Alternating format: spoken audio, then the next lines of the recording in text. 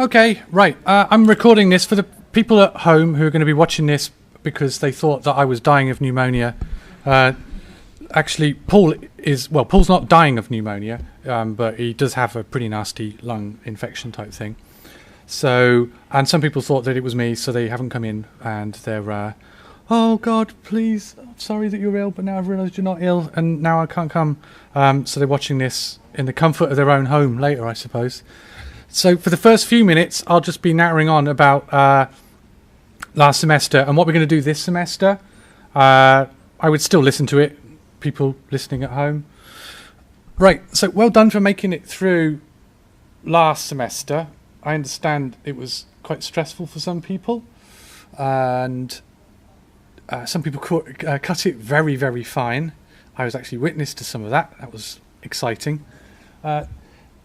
This semester, the assignment, first of all, well, I've already told you, just to remind you, the assignment is an interior of the Mars base, but not necessarily the Mars base you did last semester. So if you want to do an interior of a completely new design, I'd go for it if I were you.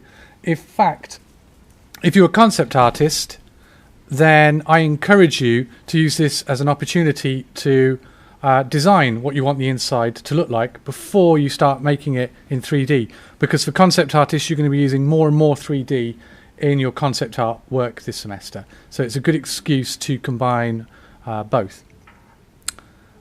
Last semester's Intro to CG was a bit like the tutorial level. Like, you know, if you managed to get through it, then well done. But now it's actually gets a bit real, you know. So no more sloppy modelling. This time I want to instill in you a sense of care and precision when you're modelling. So you're not just extruding faces all over the place and then wondering why at the end of it, when you're trying to UV something or you're trying to take it into substance, you've got tons of non-manifold geometry and stuff like that kind of going on. So it's all about, this semester when it comes to modelling, it's all about thinking before you model, if anything, right? So like last semester when I went through the process of looking at the camera and breaking it down into its shapes, I want to show you, first of all, a way of modelling this shape you can see on the screen that's super clean. It's got no more edges than necessary to get the look that it's going to be. So I'm going to walk through modelling this, showing some shortcuts and just some general mindsets that you should cultivate, and then I'm going to set you a challenge to model another shape, and everything I've told you when doing this will be there to a certain extent. There'll be one part of it where you will have to think about how you're going to do it, but it's quite important that you watch carefully, right? I'm not going to ask you to model this shape. I mean, if you think you're super confident in doing this, then by all means just do it in the background, but I want you to watch carefully the steps I go through to model something like this, okay? And then I'll show you what I want you to model afterwards. So when you want to model something that looks like this, it's got a lot of repeating bits in it and has little holes in it, you've got to think about, well, it is a repeating thing and it rotates, you know, it makes a circle in a very obvious way. So really all I need to do is model one of these and then duplicate that in a way that I can build up the entire shape. So I'll show you one approach to doing it. I mean, there is no one true way of modeling, but this is a sort of, again, yeah, this is just try and get into that mindset where you're doing stuff logically and thinking before you think before you extrude, think before you edge loop. So if I want to make that shape, it's kind of like a pipey kind of shape. So I'm going to start off with a pipe, and I think my one had eight holes in it. So in the attribute editor, I can go to pipe 1 just here, or you can do it in the channel editor and go to click here. I prefer the attribute editor anyway, it's just a little bit easier to read. So I want 8 holes, so I'm going to have 8 subdivisions. I don't want anything else of this object other than this kind of disc, this kind of donut kind of shape here. So the first thing I'm going to do after I've got the right amount of subdivisions is go to face and delete everything apart from the top, and then I'm going to go one further. I'm going to delete that, and then delete that, and delete all that. So I've just end up with that one square that I know that if I duplicated that 7 times, I would have 8 squares, and if I duplicated it in a circle, it would essentially get me back to where I started from again. So I'm going to focus in on this. So the first things first is to make a hole in this. Now, you can make holes by using booleans, which is where you use one object to punch a hole through another one, but boolean operations tend to give you very messy 3D meshes. So instead, I'm going to manually make this hole, but Maya's got a bunch of tools that actually makes that very straightforward. In the modeling toolkit, the first thing I want to do is I want to create a cross pattern in here. So I'm going to use multi-cut, and then if I hold down shift, it's going to snap to the halfway point. So I'm going to click once, twice, that's exactly halfway, and I press enter. I'm going to do the same across the top. Once, twice, there we go. Exit out of multi-tool. So now I've got that. That's pretty straightforward so far, right? Now I need to begin to make that hole. This is a technique actually that you can use for making perfectly circular holes or perfectly circular indentations in almost anything. So watch carefully at this bit, because this bit is extremely useful. If I go to vertex and then I click on the center vertex and I click on bevel, it's going to create this kind of diamond in the middle. I want to make that a bit bigger. I'll make it about that big, maybe a bit smaller. Oh, by the way, in case you don't know, this little pie slice thing here controls how sensitive, the speed that these numbers go up. If you keep on clicking it, it gets faster until it goes back round to the beginning. Or you can right click and choose between slowest, slow, medium, fast. I'm going to choose slow. So I want my hole to be, I don't know, roughly that big. Obviously, this does not have enough subdivisions to create a smooth hole. So I'm going to have to create some more subdivisions. But again, I'm doing this as carefully as I can. So multi-cut. What I essentially need to do is create a line that's dead in the center there and connects up with each of these parts. Because again, if you look, I want to create ideally 4-sided polygons. Ideally, I don't want this kind of thing where it's 1, 2, 3, 4, 5. It's not that your model's going to be totally useless and you should trash it if you do end up with 5-sided polygon. But you should aim to not have 5-sided polygons where possible. So I'm going to click once that corner, hold down shift, jumps to the dead center, click once there. I'm going to do the same for each side.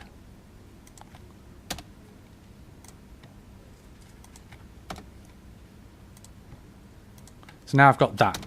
So now all the polygons going around the side here are 4-sided polygons. This in the center isn't, but I'm not worried about that because I'm going to actually delete that because I'm going to create a hole going through this thing. Everything straightforward so far. Anything crazy happened that you think, no, that's good. Okay, so face. Click that face, edit mesh, circularize, which will attempt to make any selection of polygons, edges, or even vertices a circle. You can you can change the size of that, and there are some fancy options here when you want to start creating circles that happen on angles and go around corners. That can be very useful. We don't have to worry about that at the moment. Now I can just delete that polygon, and I've got the beginnings now of what's going to be a perfectly circular hole here. I can quickly check that. So that's going to be perfectly circular, which is nice. This bit rounds off here, but that doesn't matter because eventually this is all going to be welded with copies of itself. Now I want to create some thickness for this hole. So I'm going to edge, double click it to select the entire edge loop, and I'm going to just hold shift and move this down. So the hole has some thickness like that. I'm also going to actually scale it a bit, because I want like it to have a little bit of a sort of lip happening on this hole. Move that up a bit like that. Quick check to see what it looks like. I keep on doing that, so you keep on going from 1 to 3 to see what it looks like in its smoothed and unsmoothed state. If you want to see what it looks like sort of as a combination of both, you can hit 2. That shows you the cage and the eventual smooth kind of shape. I just want to add some edge loops actually here. But again, I'm thinking where I want to put them. So I like this being smooth, but I want it to be flat, and then I want a little bit of a sense of a little bit of hardness going on here. So I'm going to put an edge loop here, but I'm not going to put it. The closer you put an edge loop to another existing edge loop, the tighter, the sharper it's going to be when you smooth it. Think of these edges as being sort of pinch points when they go around corners. So the further away I move this, the smoother that curve is going to be. Closer up, the sharper it's going to be, or the harder it's going to look. I want mine a little bit, I want it, have a little bit of a lip, but not too much. I'm going to put it about there. So now when I smooth it, hopefully you can see it's a bit different now. It sort of tips around, but I want to adapt this a little bit further by selecting this edge loop, and I'm going to go to smooth. Now I'm going to go to 2 so I can select the edge loop, but see the sort of unsmooth version and the smooth version at the same time. I'm just going to, with that edge loop selected, I'm just going to lift it up a little bit, so I can mess around and I can see how sharp I want that to be. I'm going to go back to 3. So I want it something like that. And I think I want... Actually, yeah, I think I want another edge loop, actually. So I'm going to put another one just here. I'm going to select this one.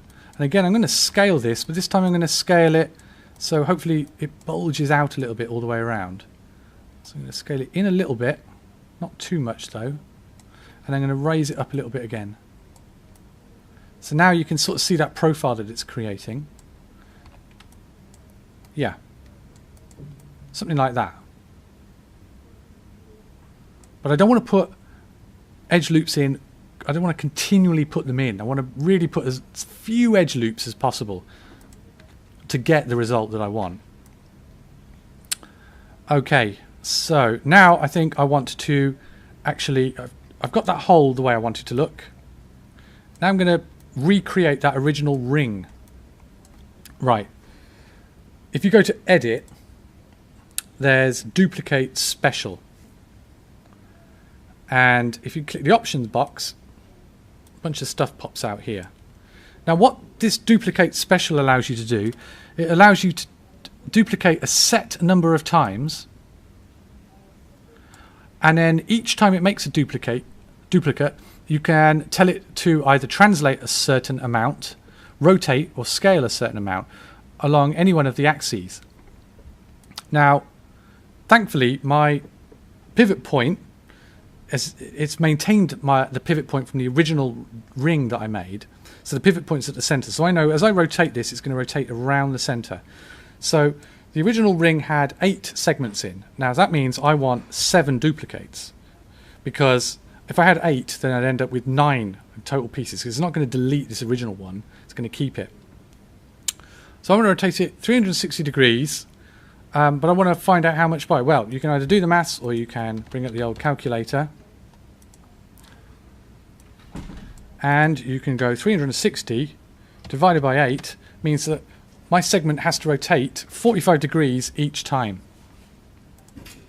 So in rotate around Y, because Y is the axis pointing up, I'm going to put 45, 7 times. Now if I click Duplicate Special, there you go. So now I've got almost the same shape that I had at the beginning, but now it's got a hole in each one of these segments. But I need to turn all of this into one object. So I will reselect the original one just by holding Shift and selecting it. Now if I hold Shift, right mouse button, I can combine them. So this is now one object. And I'm going to be a bit reckless. I'm going to delete by history. Because obviously everything I've done, remember, every single modeling operation you do, Maya remembers unless you tell it to delete it. And if you keep on going and you get more and more and more detailed, this list is going to become huge and Maya's going to grind down and slow down to a halt. Also, you're going to end up with a really cluttered outliner. Again, work smart. Work as smart and as methodically as you can. Hold on, I'm going to have a sip of coffee. So I'm going to delete by history. And all that junk that I used to create this disappears, it vanishes. And that list in the channel box has gone. This is all now one object, right? I can move it up and down. But if I smooth it, this is going to happen. That's because even though it combined those shapes into one object, it did not weld these points. So I need to weld the points where it meets up. Because there's actually, if I go to vertex, and again, a lot of people found this, they had vertices sitting on top of other vertices that causes immense amount of problems later on. So if I move that, you can see it's not actually connected up. Let's go to top viewport, and we can quite easily select all of these vertices, and then I'm going to go to lasso selection and select these ones,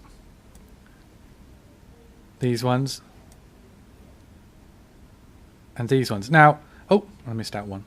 Some of you might notice and say, why didn't you just hit merge anyway? Merge has got like a threshold number, and so it'll only merge vertices that are below that threshold. And it probably would have worked, but the problem is when you start adding in details, fine details like this, where points are very close to each other, and I am modeling at quite a small scale here, everything's just fitting into a 2x2 area. Sometimes you might have to fiddle with that number quite a lot to weld these points but not lose points here. Whereas if I select only the vertices that I want to weld, or merge I should say, then I know that only those ones are going to get merged. So I'm going to go to edit, merge. Distant threshold comes up, but I don't need to worry about that. Now when I do a smooth, it smooths properly. But again, I want you to notice something here. Even though now it's smoothed properly, I'm not actually getting the original shape back, am I? I've now got this sort of gun barrel segmented kind of shape going on. And the reason I'm getting that is because I added, when I created the original segment, I added this extra line that helped me create this circle. And because this circle, this extra line was created in a really linear way, Maya doesn't know that you want it to be a circle or be curved. It just simply went, no, I'm just going to split this line exactly halfway down this edge like you told me to, and I'm not going to do anything extra. You have to tell it to be the shape that you want it to be. But thankfully, to get that circle back is, again, super straightforward. If I select both the inside edge and hold down Shift and the outside edge, I can use that circularize command again. And it will take those edges and it'll make the best possible circle it can out of the edges selected. So again, now if I hit smooth, we are back to a perfectly circular piece like this. Okay, go back to perspective. Now I want to add some thickness to the whole thing. So I'm going to go back to my unsmoothed version here. And again, I'm going to go to edge. I'm going to select that edge and the outside edge, and I'm going to use there are times when you would want to use the shift extrude method, and there are times where you would want to use the actual extrude button method. When are those two different times? Well, the advantage of using the shift method is speed. Because you just selecting the edges or the polygons that you want, holding down Shift and moving it or scaling it, and it's just instantly extruding it for you. You get more options with the extrude, and the extrude method can work better if you made a selection of polygons that go again around a corner or around a curved kind of edge. then the extrude button's a bit better because it obeys the original directions that those polygons are forming. Experiment with both, but again, as I say, think before you extrude. So I'm just going to use the shift method for this because just very straightforward, pulling these edges down to create a bit of thickness, like that. So now I've got that going on, which is nice. But I want to, if I smooth this, it's just a bit too curved here. Again, I want to add a little hint of sharpness kind of going on here. So this time I'm going to use the actual bevel button. I'm not going to add edge loops. I'm going to add an actual bevel. If I try and select an edge loop now, it won't let me do it. Out of interest, does anyone know why it won't let me select that edge loop? Nope, blank faces. An edge loop works. You select one edge, you say, give me an edge loop. And what Maya does is it goes, well, I'm going to select the next edge it's attached to. And this edge is, the next edge is attached to this one. But when it comes to this point, it hits a junction point.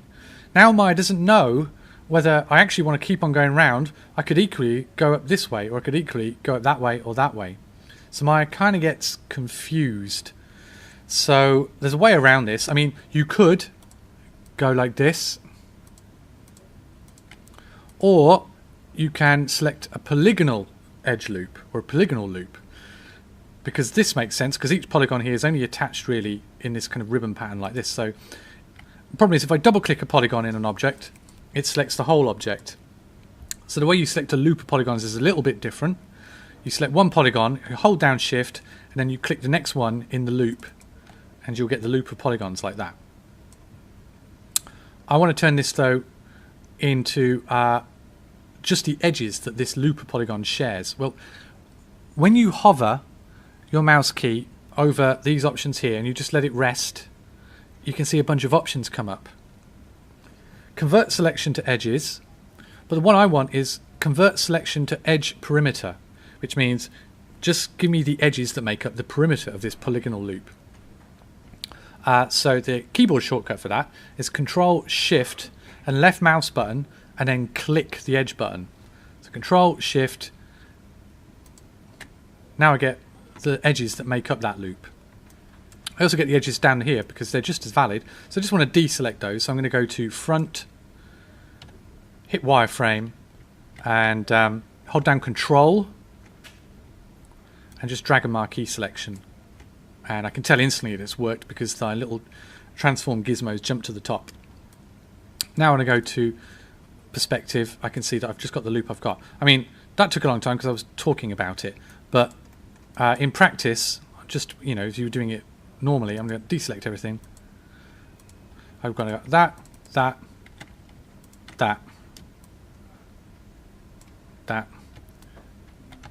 and that. Oh, I've done the opposite. Like that. So that's going to be a bit quicker than hand clicking every single one of these edges. So let's go back to shaded. Now this time I want to bevel this. And then I want to bevel it with 2 segments. And then I'm just going to play a little bit with how sharp I want that edge. So if I make it like that, it's going to be super sharp.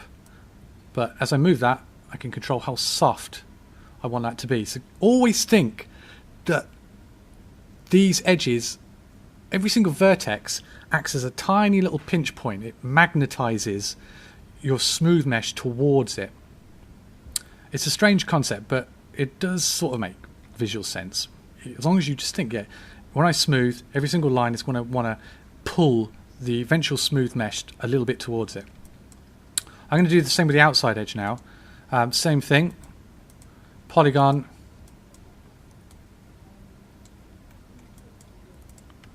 Double click, so I'm holding down, I'm selecting one polygon, shift, double clicking the next one. That gives me the loop of polygons. And then I'm Control Shift clicking the edge button, and that gives me the perimeter.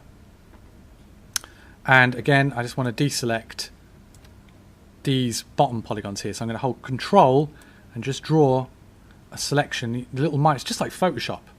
In fact, virtually everything follows the same kind of pattern. So that deselects those, back to perspective, and again I'm going to bevel these.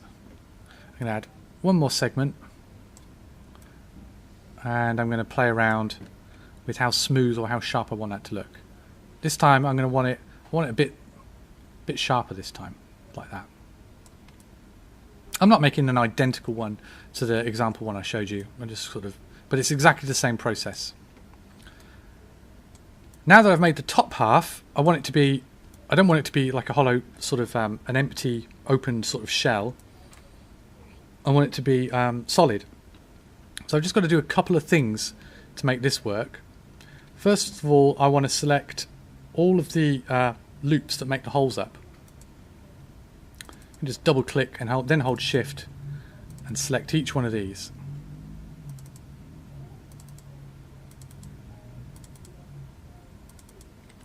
Like that.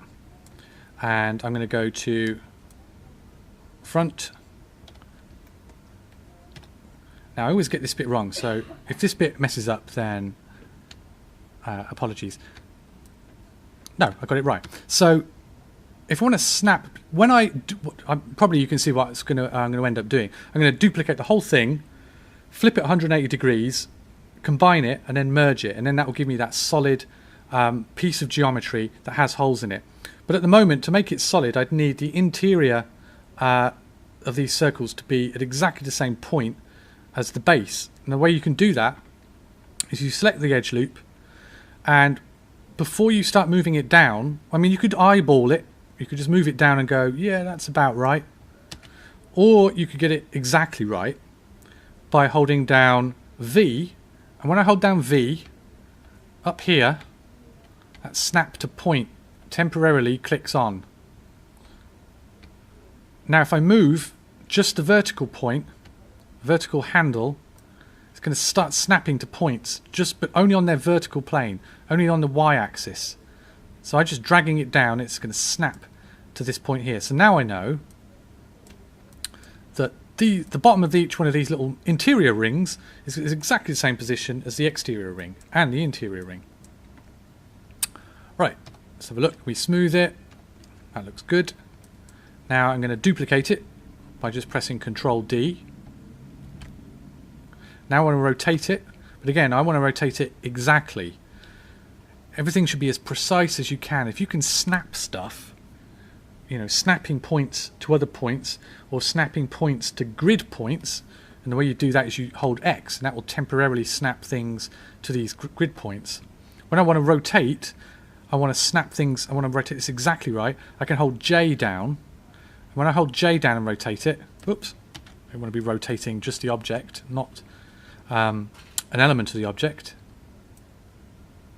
Doing it again, hold on.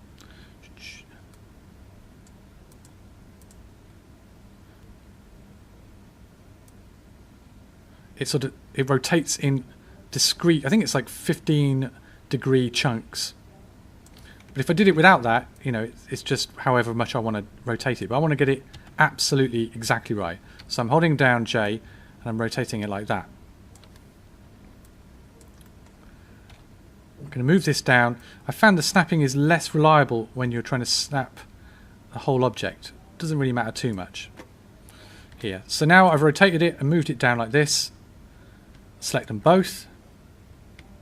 Shift, right mouse button, combine. I want to freeze, or I want to delete the history. So the objects making it up vanish. And now I just want to merge the points in the middle. I find the easiest way to do that is to go to front and go to vertex. And now I can select, make a little marquee selection like that.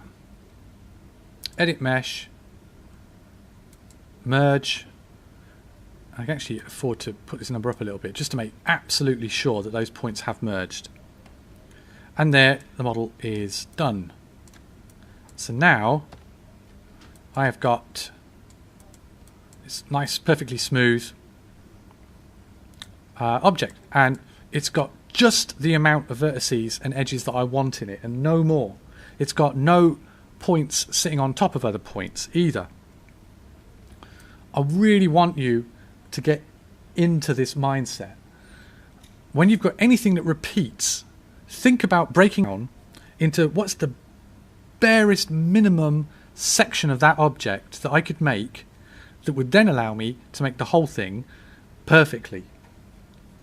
If you can begin to approach your modelling in that way, you are just going to have so much of a nicer time further down the road when you start doing things like unwrapping the UVs. I mean, quite a few people were having immense amount of troubles with UVs because their geometry was what's called non-manifold, which is a technical term for saying a bit of geometry that couldn't literally exist in the real world. It breaks the laws of physics.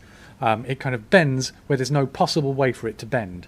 But it only has to do that by like a pixel, and it will be non-manifold. And you won't be able to see it, but Maya goes, I don't care if you can see it or not. That's non-manifold. I'm going to dig my heels in. I'm not going to let you do what you want to do. And then you're going, oh God, how do I fix it? And it's a right pain to fix it.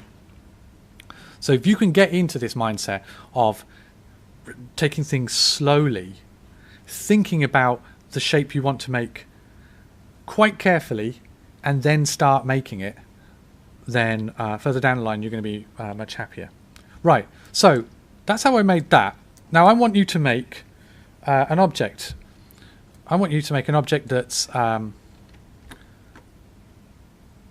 the craze in the playground. It's a fidget spinner. Right? I want you to make a fidget spinner. Now, if you go into Intro to CGI, Learning Materials, in the same place where I put that camera, there's a new folder for your pleasure called Fidget Spinner. This is a bunch of super high-res pictures I took of my fidget spinner. Look at the manky state that's in. That's not my... That is... I'm an adult. I mean, fidget spinners are addictive, but no, this is my daughter's fidget spinner. You're still my favourite. It's all good. With her super swag dollar sign there in the middle of that. So there's a bunch of fidget spinner images in there. I've taken them from different angles. So look at that. Oh, Jesus. It's got bits of hair on it. It's disgusting. Look at it and then make it, right? I've made this out of... I've broken it up into... I've separated the ring part out from the main fidget spinnery part of it. Okay, I recommend that you do that because that'll just make... I mean, you could always... You see, the thing is, I've made the ring separate from the actual main fidget spinner part of it. I could always later on decide to combine these if I want to bring it into Substance and texture it all in one go. But when you're modelling it, obviously, think about it. Model the ring separately to the main part. But this is the main thing here, right? A fidget spinner is made up of 3 identical fidget spinnery bits. But they're completely symmetrical. But they're kind of... Now, this is the tricky bit, right? They're symmetrical in 3 ways. And they're symmetrical in that sort of triangular kind of way. Have a think before you even begin modelling it. What could you do? What could you create in Maya that would help you model just one section of it and know that you were modelling it in a way that when you rotated it 2 more times, it would still all match up correctly? Have a think about it. I will let you know. I mean, as I said, there is no total right way of doing it. So if you come up with a way and it works for you, then fair play. But I've got a way of potentially doing it, the way I did mine here. So for the rest of the lesson, I want you to... Well, you can go for a break first, obviously. Go for a break and then, you know, think about it and then come back. Come back at... I'm going to be super lenient. Come back at 4 o'clock, so you have a 20-minute break if you want. Or... you could just get straight into it and start modelling it. Because if I come round and I see a really good finished fidget spinner, then you're free to go, right? Because you're not going to be texturing it or anything like that. Don't even think about looking for a free fidget spinner model on the internet, by the way. I will know. Because I'm going to be asking, I'm going to say to you, actually, don't delete the history. Because that will be my way of making sure that you're telling the truth and you did model it yourself, because it'll have a full history of all the modelling operations you did to make it. But go for a break. So you can go for a break if you want for 20 minutes. But if you just want to finish this fidget spinner and then go home, then you can do that as well. And you can't go home until you finish the fidget spinner. So a lecture could potentially encroach into. I'm going to stay all night if necessary to see you finish it. I'm only joking, of course. I'm only joking.